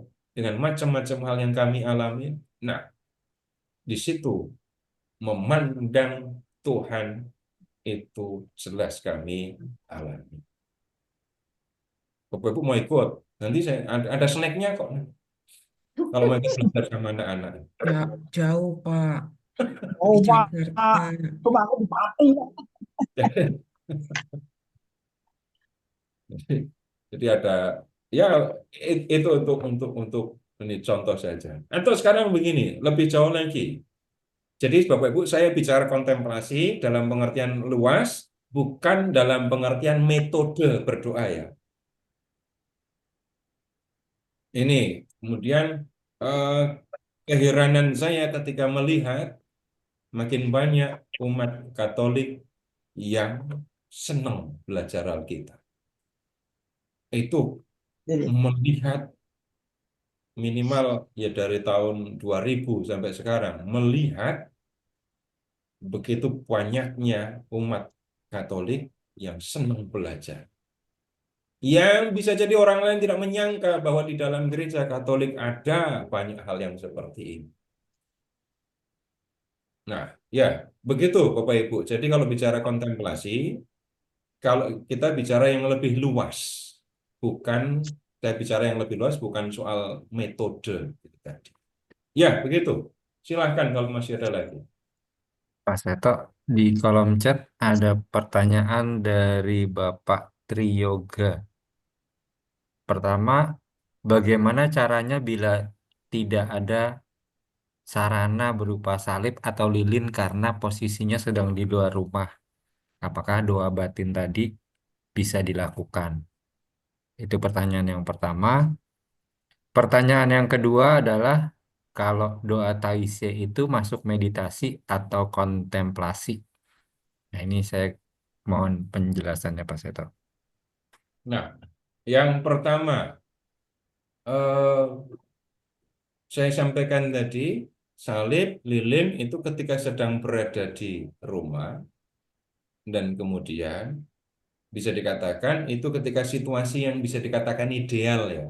Apalagi untuk yang baru memulai. Ketika sudah biasa melakukan itu, Bapak Ibu kemana saja bisa melakukan itu. Tanpa orang tahu, saya doa batin dimanapun. Mau sedang dalam situasi seperti apapun. Nah, kemudian sekarang begini juga. Em, saya lupa tahun berapa ya.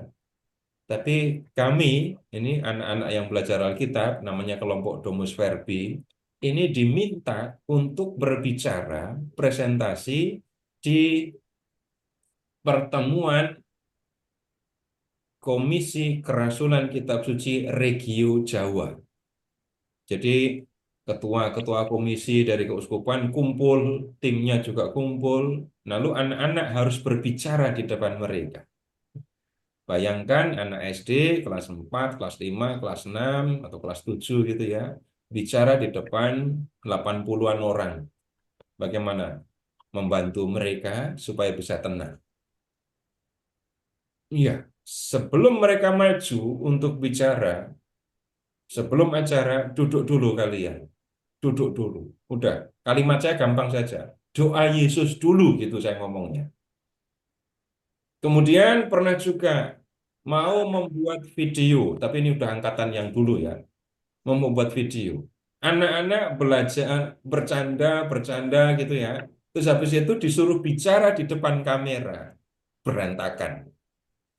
Kenapa?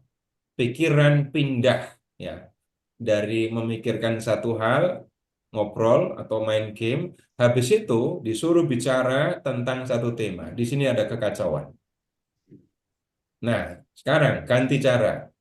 Sebelum kamu bicara, kamu doa Yesus dulu. Nah, mereka berdoa Yesus dulu, habis itu bicara di depan kamera. Doa Yesus itu menolong kita untuk menjadi lebih tenang, dan itu bisa dilakukan dimanapun.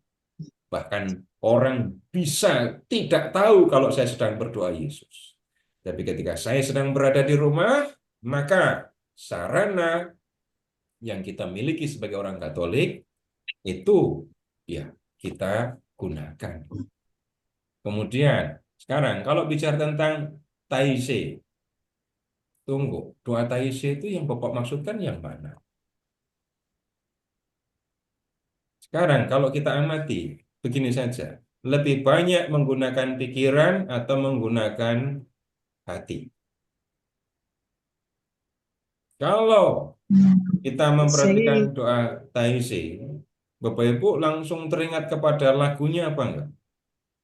La, ya. Adoramus te Domine.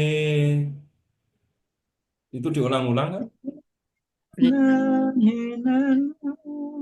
Ya. Doa taise itu ada salah satunya menggunakan lagu dan diulang-ulang. Kadang-kadang lagunya pakai bahasa Latin. Terus Bapak Ibu diajak merenungkan kata-kata bahasa Latin atau diajak menikmati lagu. AI, bahasa Inggris. Di Indonesia. Menikmati lagu. Nah, kemudian kita akan ketemu. Kita diajak di dalam doa taise itu menggunakan hati. Sebagai metode ketika berdoa, ingat saja, meditasi banyak menggunakan pikiran, kontemplasi menggunakan hati. Begitu. Kenapa Pak Sito kalau guna hati cepat penat? Oh, beneran menggunakan hati cepat penat. Pikiran dulu. Pikiran dong. Pikiran terbalik. Pikiran dulu. Coba Ibu pernah nggak mengucapkan, aku bosan, aku capek, kangen. Kangen. Tunggu. Ibu kalau di bahasa Malaysia, kangen itu apa ya? Sama atau beda? Beda. Rindu Sam. mungkin. Aku rindu. Yang Coba, aku lelah rindu sama kamu. Aku lelah mengasihimu. Kalimat itu nggak terungkap. Aku lelah memikirkanmu, baru itu sering. Nah, aktivitas yang menggunakan hati itu tidak melelahkan. Aktivitas yang menggunakan pikiran itu yang melelahkan. Ya, masih ada lagi? Dipersilakan Bapak Ibu jika masih ada yang ingin menanggapi atau menanyakan sesuatu. Silakan Ibu Lorencia Budiarti. Iya Pak, gitu. Saya kan doa malam tuh suka pakai HP. Jadi bagaimana Pak menurut saya gitu? Doa, Doa malam pakai P. doa malam pakai HP itu bagaimana? Jadi HP-nya disetel, dibunyikan, lalu HP-nya yang bicara kepada Bapak gitu. Tapi kita saya berdoa tidak gimana? Ya, doa dengan HP itu maksudnya bagaimana? Doa malam bagaimana? Dia juga ngomong, saya ngomong gitu. Kok suaranya keras tapi nggak jelas ya? Berbicara di HP kan berbicara yang ngomong yang doa itu ngomong. Terus saya juga ngomong sama persis. Jadi bagaimana Pak menurut saya gitu? Kalau Jadi boleh Bapak, bantu Pak Seto Ya. menjelaskan. Jadi di YouTube itu suka ada Doa malam. bruder atau romo yang melakukan doa malam. Lalu ada teksnya. Nah, mungkin di saat yang bersamaan HP itu bersuara, Ibu Lorencia ini mengikuti dengan membaca teks doa malam yang terlampir di layar HP, gitu Pak Seto. Doa itu relasi saya dengan Bapak. Ya, itu nomor satu itu harus diingat. Relasi pribadi saya dengan Bapak. Nah, kemudian bagaimana itu dilakukan? Macam-macam. Saya bisa berdoa sendiri, saya bisa berdoa bersama yang lain, saya juga bisa. Kalau yang Ibu sebutkan itu tadi, selama Ibu melakukannya sebagai relasi pribadi saya dengan Tuhan, maka itu tetap disebut doa. Yang perlu diwaspadai ketika berdoa online itu apa? Bisa perhatian kita segera geser. Iya, cepat. Geser ke mana? Loh, kalau sedang doa tiba-tiba muncul iklan, Iya. Doa bukan soal saya mengucapkan, bukan soal saya menyanyi, bukan. Tapi saya bicara, kalau doa lisan ya, doa lisan itu saya bicara kepada Tuhan, mau pakai bibir, mau pakai hati, itu masih doa lisan. Itu saya bicara kepada Tuhan. Kemudian, ketika saya memikirkan yang dikehendaki Tuhan, tetap saja itu pribadi, saya mendengarkan Tuhan bicara kepada saya. Kemudian, saya menikmati kebersamaan dengan Tuhan dalam doa batin ini. Tetap itu pribadi. Tapi kemudian, iya, prinsip ini bisa diterapkan di berbagai kesempatan. Tapi saya mengatakan tantangannya akan berbeda. Nah, jadi ketika saya mengikuti ibadat online, maka yang harus diperhatikan, ya beneran bagaimana itu tetap saya lakukan dalam rangka relasi saya dengan Tuhan. Kalau tidak, nanti wah yang penting mulut saya ngomong, atau nanti begitu muncul running text, saya malah memperhatikan yang di running text, saya memperhatikan iklan, sudah berantakan itu. Jadi Ibu kalau melakukan yang seperti itu silahkan amati, silahkan perhatikan mana yang menolong saya untuk berrelasi pribadi dengan Tuhan. Iya, Pak. Iya, Jadi baiknya bagaimana Pak? Nggak usah pakai HP ya Pak ya? Pak iklan itu nggak mengganggu. Pak Ferry di speaker saya enggak? Oh nggak Jadi, kedengaran. Ini nggak ya. ada ini. Jadi tanggapan dari Ibu Lorenzia itu, lalu dari penjelasan tadi Pak Seto, baiknya bagaimana? Apakah tetap boleh menggunakan media HP tadi atau bagaimana gitu? Saya tidak berani menganjurkan kalau Ibu bisa menggunakan HP itu untuk tetap berrelasi dengan Tuhan, silakan. Tapi kalau itu menghambat Ibu untuk berrelasi dengan Tuhan, menikmati itu tadi, Ibu di rumah punya banyak banyak buku doa kan? Banyak Ibu ya. punya Alkitab kan? Ada. Ibu bisa bicara sama Tuhan kan? Iya. Cara ini tadi juga bisa dilakukan. Iya. Pilihannya banyak sekali.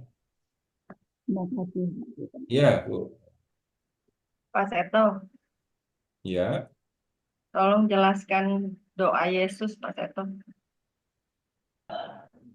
Yang saya sampaikan ini tadi, Bapak Ibu, itu bisa disebut sebagai doa Yesus. Doa Yesus itu doa batin yang dengan mengarahkan hati kepada Tuhan Yesus. Orang juga akan menjelaskan macam-macam. Ada yang hanya mengatakan Yesus, Yesus, Yesus sepanjang waktu, ada. Tapi kemudian ketika kita lihat lebih lanjut, Bapak Ibu amati, doa Yesus munculnya atau prakteknya itu ada di gereja timur. Dan Bapak Ibu kalau di gereja di timur, maksudnya gereja ortodoks itu ya, eh, kalau dalam penilaian atau pemahaman pribadi saya, gereja timur lebih banyak menggunakan hati. Gereja Roma lebih banyak pakai otak. Bapak Ibu sampai banyak orang Katolik susah mengerti ajaran gereja. Bapak Ibu ingat aja, cari dokumen gereja, banyaknya kayak apa. Karena berpikir tentang Tuhan banyak sekali. Nah, doa Yesus itu lahirnya di gereja timur. Bapak Ibu kalau mendengar kata Tritunggal, di gereja Barat orang berpikir tentang Tritunggal. Kalau di gereja timur, menjadi lebih penting mengalami Allah Tritunggal. Jauh lebih penting daripada berpikir sampai nggak ngerti. Nah, doa Yesus itu bukan berpikir tentang Tuhan Yesus, tapi mengalami, menikmati kebersamaan dengan Tuhan Yesus itu. Nah, apa yang saya sampaikan kepada Bapak Ibu malam hari ini, nah, itu bisa disebut sebagai doa Yesus. Tentang rumusan kalimat, itu bisa berbeda-beda. Ada yang mengatakan Tuhan Yesus Kristus, kasihanilah aku, Tuhan Yesus kasihanilah aku, Tuhan Yesus datanglah, Tuhan Yesus datanglah. Itu ada macam-macam rumusannya ya. Tapi saya mengajak anak-anak yang belajar tadi dan mengajak Bapak Ibu mengucapkan kalimat Tuhan Yesus Kristus, Rajaku dan Allahku. Nah, itu rumusan menyebutnya ya, singkat, padat, tentang siapa Yesus untuk orang yang percaya kepadanya. Nah, kemudian balik lagi. Di rumah kita latihan, kita mendoakannya lengkap gitu ya. Ada sarananya, ada suasana yang menyenangkan, yang memadai. Nah, kemudian di dalam kehidupan kita bisa mengerjakannya itu dimanapun. Doa batin tidak sama dengan doa dalam hati ya. Doa batin lebih dalam rangka mengalami, merasakan itu tadi. Kalau doa dalam hati itu bicara kepada Tuhan, tetapi di dalam hati. Itu bedanya. Jadi begitu memahami doa Yesus, Bu ya. Kasih, Pak. Bisa dipahami? Ya, Pak makasih. Seto, kalau seandainya doa batin ketiduran itu gimana doa Pak Seto? Saya pernah dengar waktu itu ada Romo, kita lagi retret, kita doa batin di suatu ruangan yang ada ruang hati Maha Kudus, gelap, jadi kayaknya suasana ya bisa ngantuk lah lama-lama. Terus ada salah seorang teman saya ketiduran, Romonya bilang nggak apa-apa ketiduran sembari berdoa itu bagus, kan itu udah lagi bersama Yesus. Bagaimana kalau menurut Pak Seto? Asal jangan ngorok. Yang kemana? Iya, enggak. Dia ketiduran sampai manggut-manggut. Romonya bilang nggak apa-apa, itu dia udah lagi bersama Yesus, sembari tidur juga nggak apa-apa, kata Romonya. Jadi Kalau namanya ketiduran itu kan ya. Bahkan saya mengatakan Bapak Ibu kalau mau tidur Bapak Ibu berdoa terus dalam batin itu kan juga bagus malah. iya, Tapi ketika orang bermeditasi apalagi dalam kelompok itu suasana badan setiap orang beda-beda. Asal itu tadi ada yang wah ini ada yang kuat bukan soal kuat tapi fisik dia sedang bagus. Itu kan ya, apalagi ngomongin retret itu ada. Kemudian yang lain lagi fisiknya sedang nggak nyaman. Kenapa? Ya, dia baru kelelahan meditasi di ruang ber-AC. iya betul. Jadi ngantuk ya. Nah, itu kan bukan soal bukan soal benar apa salah. Kemudian suasana tiap orang berbeda. Nah, kalau di rumah, nah saya bisa menyesuaikan waktu saya sendiri kapan. Nah, kalau sedang retret, jamnya Betul ya. jamnya berdoa ya berdoa. Betul ya. Jadi ya pokoknya jangan mengikut dan jangan tahu temannya Jangan tidur. ditiru lah ya, jangan ditiru Pak. Nanti kalau sudah selesai ya dibangunkan, jangan dibiarkan atau ditinggal. Takut. Iya Pak. Ya Bu, itu. Terima kasih Pak Seto. Pak Ferry itu Bu Miske, silahkan Bu. Pak Seto boleh tanya, kan di dalam pertemuan-pertemuan yang lalu Pak Seto mengatakan bahwa kalau kita berdoa kepada Allah Bapa, tapi kita juga berdoa kepada Yesus. Jadi ini persisnya bagaimana atau seharusnya yang bagaimana? Begini,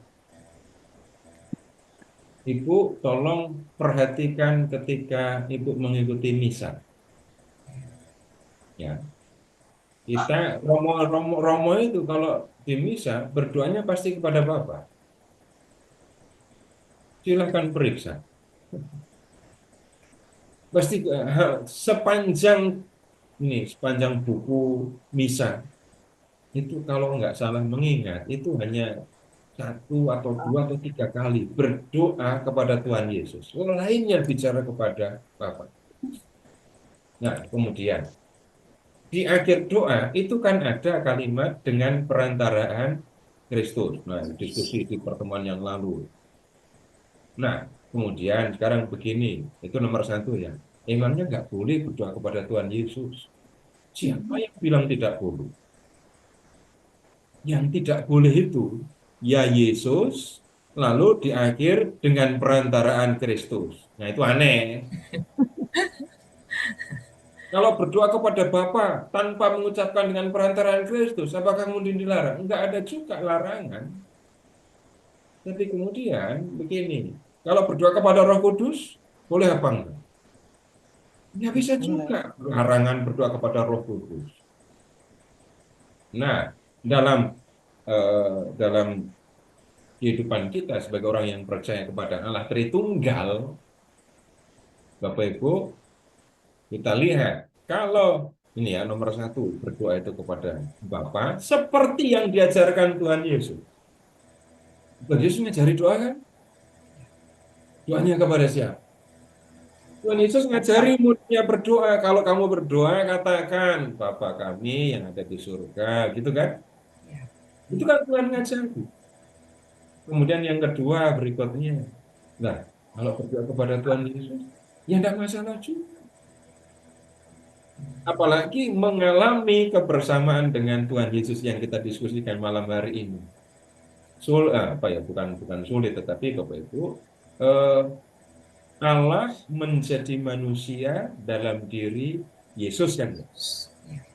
Lalu kita akan bisa melihat Allah itu menjadi dekat dengan kita karena menjadi manusia dalam diri Yesus. Sehingga dalam arti tertentu Bapak Ibu, para pengikut Yesus itu akrab dengan Tuhan Yesus. Mau tidak mau, yang seringkali terucap dari mulutnya itu adalah nama Tuhan Yesus. Itu bukan soal salah atau benar, itu benar. Mau saya ikut Tuhan Yesus kok masuk manggil Tuhan salah. Kemudian yang berikutnya, khusus bicara kepada Roh Kudus. Amati, Tuhan Yesus sudah kembali ke surga. Tapi Roh Kudus menyertai kita dalam kehidupan. Kita minta bantuan, kita mengalami disertai oleh Roh Kudus. Ketika kapan Bapak Ibu mengalami Roh Kudus ada di dalam diri kita? Amati ya, amati sendiri. Ketika dalam diri saya muncul keinginan untuk melakukan yang baik, menolong sesama, berdoa, dan seterusnya. Amati, di situ kita ketemu dengan Roh Kudus. Berikutnya, Roh itu memberikan kemampuan kepada kita untuk melakukan yang dikehendaki oleh Bapa. Maka kita juga minta kepada Roh Kudus untuk membuat saya mampu mengasihi. Jadi, Roh Kudus memberikan kepada kita dorongan untuk mengerjakan kehendak Bapa dan memberikan kekuatan atau kemampuan untuk melakukan. Doa kita Bapak Ibu jadinya nomor satu kepada Bapa, kemudian ke Putra, dan kemudian ke Roh Kudus. Begitu Bu. Makasih Pak Seto. Satu, tapi harus pahami semua ya. Iya. Ya, Pak Seto, oh, ya udah satu lagi. boleh nanya sesuatu tidak langsung berhubungan dengan berdoa, Pak Seto. Ya, silahkan. Yang sedang marak nih film Conclave, gimana pendapatnya Pak Seto? Film apa? Conclave yang paus itu. Saya nggak nonton. Jadi ada yang pro kontra, ada yang bilang bagus banget, layak dinominasikan apa atau ini, tapi ada juga yang bilang lain gitu. Begini, saya memang nggak nonton film itu. Lama sekali saya nggak nonton film berurusan dengan gereja, nggak nonton. Jadi kemudian yang kita perlu memperhatikan kalau nonton film begini. Orang, Bapak Ibu boleh mendengarkan orang berbicara apa. Tapi bagaimanapun Bapak Ibu harus ngerti apa yang diajarkan gereja Katolik dan menilai sesuatu itu berdasarkan apa yang diajarkan gereja. Ya. Oke. Jadi itu prinsip. Kemudian ya itu saya nggak bisa memberikan komentar tentang film itu karena akan ketemu sisi yang bisa jadi akan berbeda. Mau pausnya benar atau mau pausnya nggak benar. Kemudian Bapak Ibu, kenapa saya tidak memperhatikan soal yang seperti itu? Karena saya lebih memberi perhatian kepada yang saya ceritakan semua ini tadi. Iya, Ya, kemudian benar Pak Seto. ya, begitu Bapak Ibu ya. Jadi begini, sebagai akhir terima kasih Bapak Ibu sudah ini belajar bersama saya tentang doa. Sekali lagi, uang yang Bapak Ibu transfer ke rekening saya itu untuk kepentingan anak-anak karena mau membuat ini Program. apa nyebutnya rompi tapi ada dengan hoodie-nya itu supaya nanti kalau meditasi kalau sedang doa Yesus itu ya itu kepalanya ditutup gitu niatnya begitu jadi dananya akan kami digunakan untuk keperluan itu nanti kalau sudah dibagikan anak-anak sudah pakai itu nanti bisa dibagikan foto-fotonya.